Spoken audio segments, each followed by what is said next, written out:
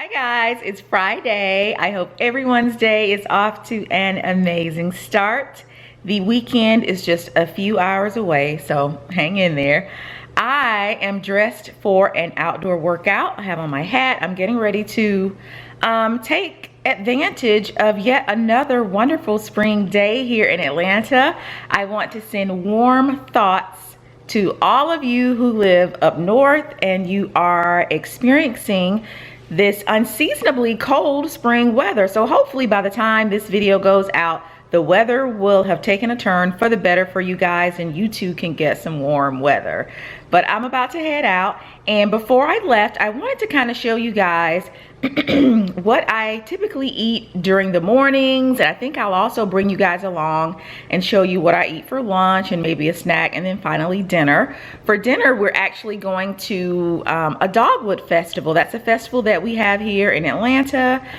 It's every year. It's like our kind of our festival that kind of, you know, brings in the spring, the initiation of spring, I guess you could say. So we're gonna go there, and we'll probably, well, I know we will have dinner there. So here's a look at what I typically have, and it kind of, I won't say typically have every day. It kind of varies from morning to morning. Today I'm not gonna be doing a real, you know, difficult workout, so I've kind of just made me some coffee here. Oh, let me show you guys. Have you guys tried the McDonald's coffee cups for the Keurig? These will have your house smelling just like McDonald's during the morning when they're serving breakfast. So I have the breakfast blend and the premium roast, and I just added some of my Nestle Coffee Mate. This is the caramel macchiato brand or flavor, but yep. So just having some coffee. This is 8 ounces, and I probably won't even drink all of that. And with the coffee this morning, I'm going to have some of these little, well, not some of them, just one of these protein or energy bars. And these are by Simple Truth. It's the Kroger brand. But you have to be careful when you partake of these. They can be really packed with a lot of calories and also a lot of sugar. They're supposed to actually, ladies, be a meal replacement. So I wouldn't eat these and then go and have like grits and eggs and bacon and toast plus this. That would be a little bit too much. So what I typically like to do is take, let's see if you can see that, just take one. Today I'm going to have an energy bar, but I'm not going to eat the whole thing. I will typically cut it either in fourths or in thirds. It just depends on how much I want, because they're really filling. And I'll just put the rest of it up, you know, for the next morning, or even maybe later on in the day if I want a little snack. But I usually don't sit and eat the whole thing in one sitting.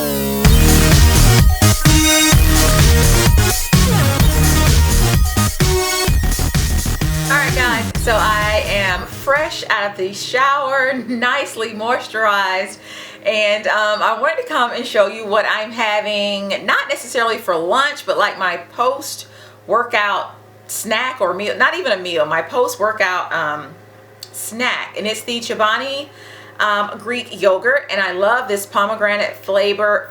It has these little pods in there that kind of like pop in your mouth with each spoonful of the yogurt. So I'm going to be nibbling on that. But also I wanted to come in and share with you guys a couple of purchases that I made from Target.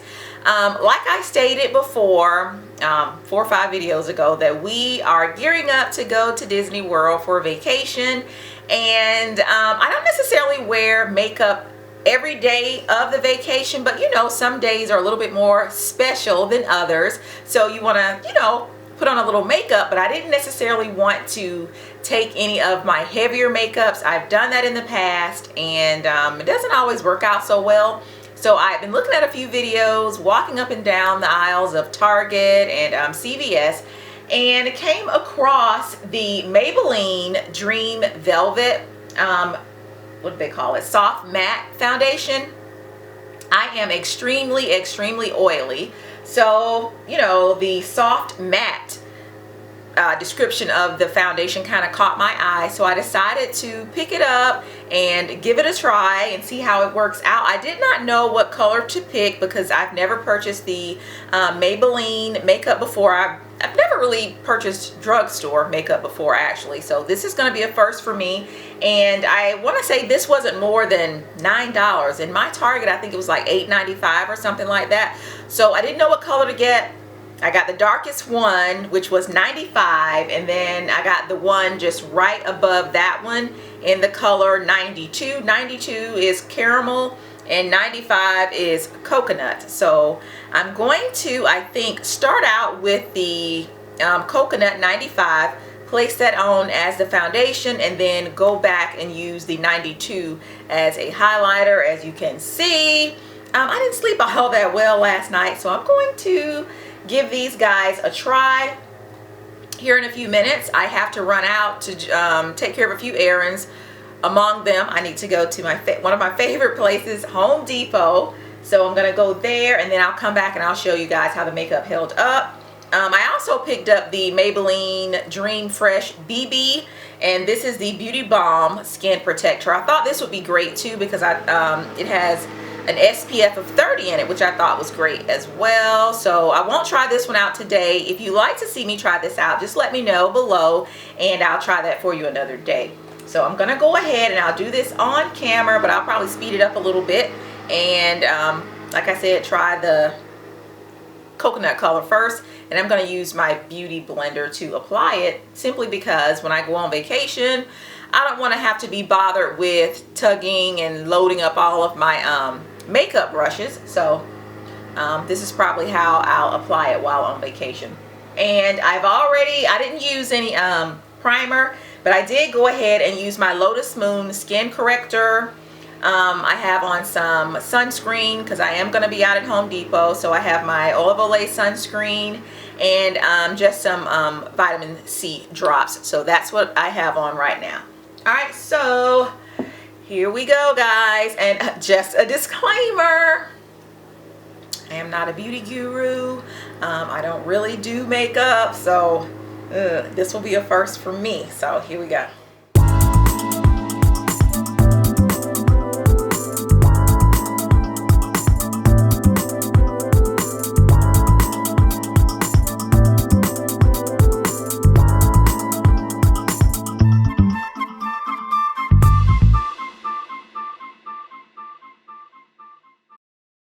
Alrighty, I hope you guys can see that. The color for me, the 95 color, is almost spot on, and it is really matte enough for me.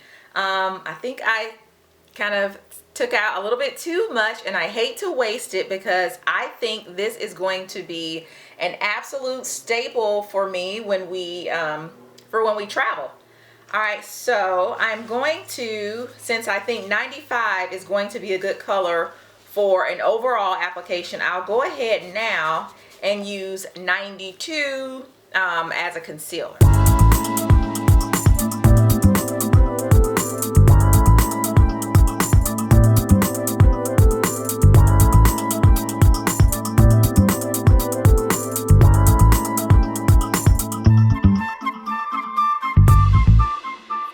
That is the application for me of the Maybelline Dream Velvet Matte Soft Matte Foundation, And again, I use the colors 95 for the overall foundation application, and then for under my eyes, I use the color 92, and that's all I'm gonna do. I'm just going to Home Depot, and I need to go to Marshall's to take something back, and then that's it, I'm back home.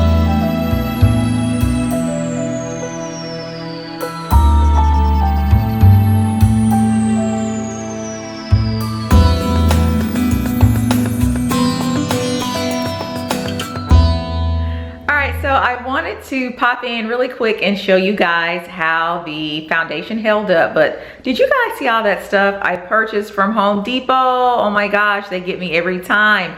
Home Depot is equivalent to how some of you ladies, I'm sure, feel when you go to Target or, you know, maybe even Walmart, when you go in there to just get one thing and you come out with a cartload of stuff. That is typically how I do when I go to Home Depot. I went in there for 2 bags of mulch and you saw what I came out with. Ridiculous. But I think the foundation held up pretty well. A little oil starting to break through, but like I said, I have extremely oily skin, so I cannot hold it against Maybelline for a less than $9 container of makeup. So I think that it'll absolutely be a staple for me when we travel on vacation, especially vacations where we're going to be outside and the weather may be a little bit more than warm, which it's probably going to be when we go to Disney World here shortly. So yeah, I like it, but I want to show you guys so what I'm getting ready to have for lunch. I went by Chick-fil-A. Not sure if you guys have had an opportunity to try their superfood salad. It is so good. I just love it. It has some kale in there, some broccoli, even some of the chunky broccoli stems, and some raisinettes, not raisinettes, cranberries in there. And it has just a really light, almost sweet vinaigrette type tasting dressing on it, so really good. And what I like to do with it to give me a little protein to the salad is add some of their chicken salad to the superfood salad. To me, Chick-fil-A has some of the best salad and chicken salad, and it goes really good with the superfood salad. I kind of just mix it in, and this chicken salad is so large that what I like to do is just take a few scoops out of here, place it in there, and then I'm able to have this for the next day. So that is what I am getting ready to munch on. Like I said earlier, we are going to the Dogwood Festival here in Atlanta, and really trying to save my calories for that. I love the roasted corn that they have there, and they have really good crab cake burgers. So gonna have one of those as well. So I will see you guys at the festival.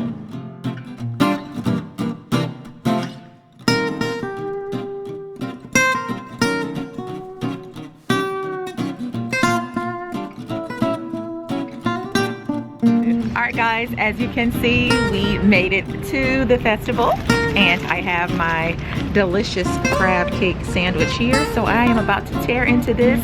I'll be going to get me some corn next. Eric has obviously finished his, so.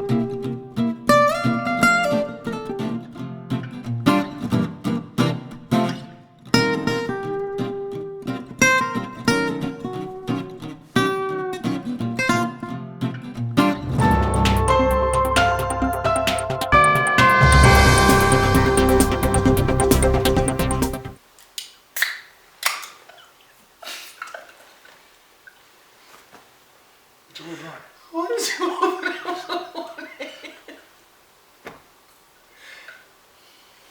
Do I look like your PA? I gotta be opening your drinks. I'm your assistant now. That's a deal breaker. Hi guys, welcome to Tea Time with Tan and Eric. Alright, so the topic for today's tea time might be a little sensitive, but we're gonna go ahead and tackle it anyway. So the topic is, what is that one thing that if your spouse, boyfriend, significant other does, you call it a deal breaker, and you're headed for divorce, or A breakup. Or you're just going your separate ways. So for me, I have 2 and impossible deal breakers. 2 and impossible. The first one being infidelity. Dun dun dun.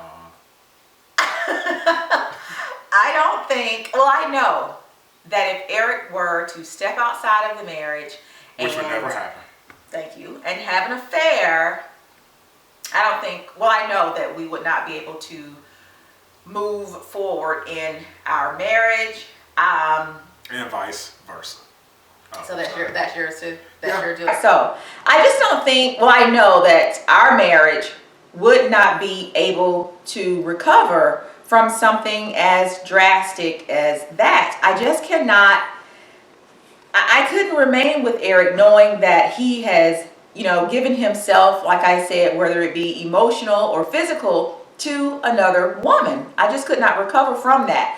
I do know of instances where people have tried to stay in relationships, marriages, and, tried to work through it. They've gone to counseling and whatnot, but it just doesn't work.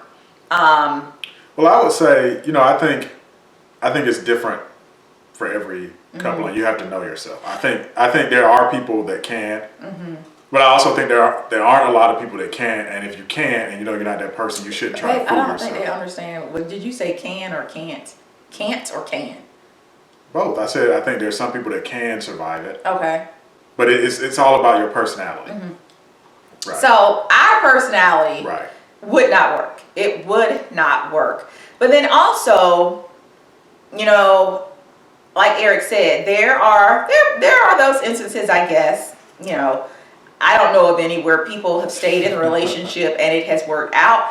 I'm not trying to make generalizations here, saying that it could not happen, but I know I have witnessed firsthand what it is like to, be around a person who is trying to forgive someone.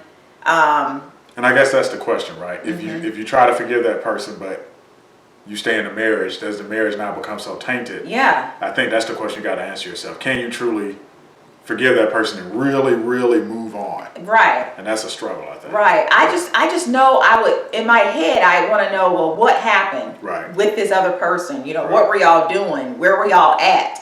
And let's say, you're married and you have kids.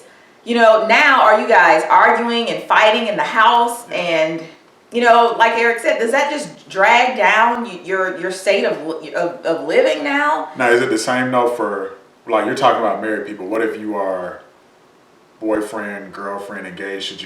Since you're not married yet, should you still try to maybe work Listen, out? if you are engaged, there's no way you need to move on with the marriage to a person who's already cheated on you. Chad Ochocinco and Evelyn, what was her name? Evelyn Lozada. You remember all he did was cheat, and then she went ahead and married this guy, and then what did he do? Yeah. He kept right on cheating, right on into the marriage. So I would not. Would you? I get your point about the engagement. I understand that, yeah, because that's a bad way to kind of kick it off. Yeah, that's just a I bad can way. understand that. So yeah, for me, the deal breaker is, the first one, just infidelity. I don't think, I know I would not be able to stay with the person who has cheated on me. That for me is just the worst. It's the worst. So, obviously, I think on a serious note, any type of domestic violence should be a deal breaker. And I'm just going to put it out there. I'm going to say that goes both ways. Oh, absolutely. So you ladies who... So no domestic violence. That's number... So Eric and I have the same deal breakers for 1 and 2. 1 being the infidelity. We will not be in a marriage where the other one has cheated. Absolutely not. And then the second one being the laying of the hands. Yes, there will be no... throwing of hands. And ladies, you guys are in shape now. You're going to CrossFit. You're flipping tires over. Look at these guns. Look at that. So don't come home pissed off feeling like now you can jump on your husband. Because look, the police now, when they come to your house, they're arresting everybody. Yeah, they're arresting everybody now. So, the women, you guys get sent to jail Yeah, just like Just like everybody else. Ooh, remember right here in Atlanta? I'm not sure if you guys watch, gosh, what is this show? Married to Medicine? The plastic surgeon and his wife. Yeah. Did you guys hear about that? Yeah, the wife went to jail because she was fighting the husband. Yeah. And, so it's changed. It's a new world. Yeah, it's new now. So if you have to fight your spouse, like if you really have to put your hands on your spouse, it is time. Before you even do that, get out of the relationship, because you guys have been having signals prior to that where you just know. And that's the other thing too. If you stay in a relationship with someone who has cheated on you, come on. Yeah. That could really start to lead to some domestic violence. More laying and throwing of hands. Yes. So speaking of the cheating thing, I think one of the things that leads up to cheating, or is a prerequisite for cheating, that's a deal breaker, especially if you're married. Mm-hmm. If you're in the same house and you're married, that brings a certain bind together, which basically means you should kind of know where your spouse is for the most part at all times. And I've seen relationships where like the spouse gets in at 2, 3 in the morning. The other person really doesn't know where the spouse was. That's not really how you act when you're married. And if you don't want to give up that lifestyle, then you shouldn't be married. Right. And I will be the first to say, as we talk about this, right, marriage is not for everybody. We are not necessarily proponents of everybody going out and get married. I think one of the reasons you have a lot of infidelity is because people that either aren't ready to get married or don't have the personality to be married or shouldn't be married get married. So don't force somebody. Yeah, if you have someone and you're having to drag them into a relationship, you're just better off dating that person. Yeah, because they're not going to be true to you in the marriage. You can't make someone want to be married. I wouldn't even set myself up for that failure. And it's not for everybody. Again, if we're not saying they're bad people, but it's just some people it's a high level of commitment. So like, something to think about. All right, what's your? So I've had my two. Again, to recap, infidelity. Eric will be looking for a place to live. Okay. And what was my second? See, you don't even know. Oh, the laying of the hands. There will be no physical violence here. Yeah. And my possible strip clubs. Strip clubs. No, you will not take my shopping money and go throw it on the floor, making it rain in the club for the next female. Absolutely not. So now I'm not saying that's going to be a deal breaker, but it's a definite possible, and it's not going to be real nice around here.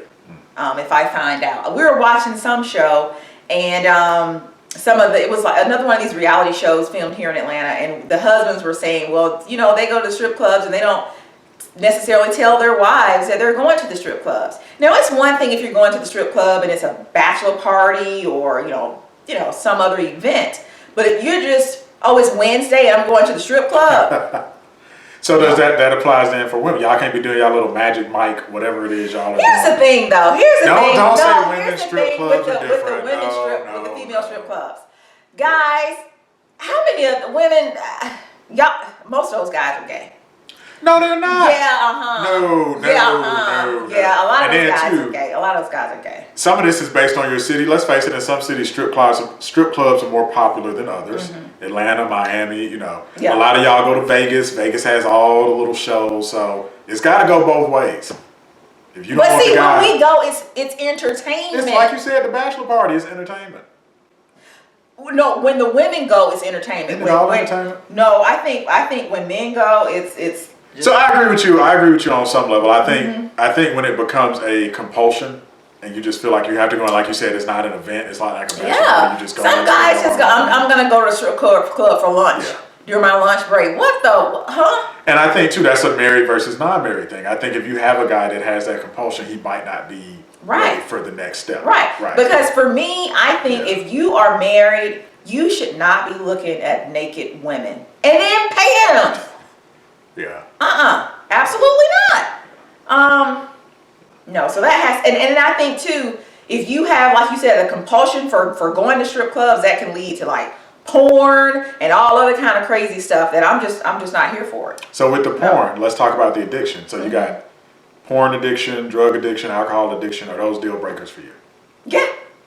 Well, I think you should work with the person and get help counseling. I think you, all right, for some of these addictions, I think you can work on it with your spouse and, you know, attempt to get some help for it. But am I going to be wasting the next 20 years of my life with you and you can't, you know, stop drinking? Or, you know, you just got to be sneaking around and going to the strip club? I won't waste it. I won't waste my life on it. Life is too short. Life is precious. And you're going to get your life together. You can get your act together. You can get out. Yeah. So I'd encourage, you know, all of the viewers to get the help you need if you're struggling with these addictions. And speaking of addictions, can we talk about one of your addictions? Because I don't have any addictions. I was cleaning out the car and I found a 3-page home goods receipt. So can we talk about shopping addictions? That receipt is 3 pages. It's got a table of contents.